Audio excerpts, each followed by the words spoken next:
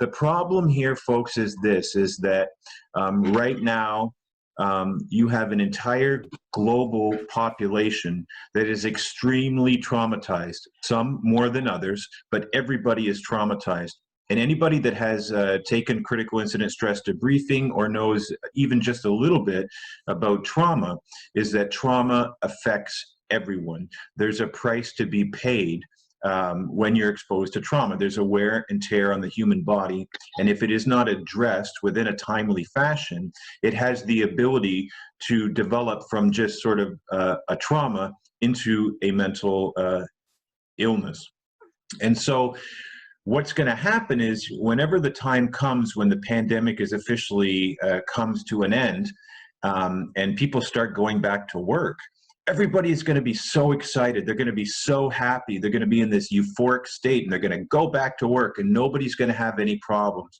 But about 2 or 3 weeks into that, when that sort of elation and that initial feeling of excitement of being able to do all the things we couldn't do ends, what you're going to see is you're going to see the effects of trauma starting to creep up on all of the individual. And I don't believe that there's an individual in the entire world that hasn't been affected by some way in this.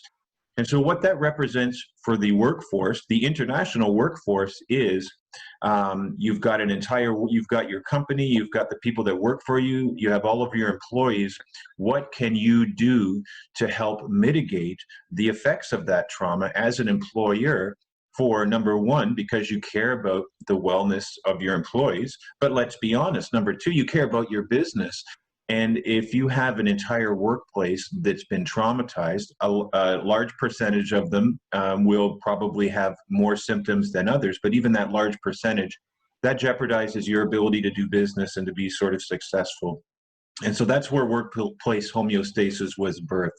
So the first thing I'm going to do is we're going to go through this paper, which is very brief. It just identifies sort of the difference between PCTSS and post-traumatic stress disorder.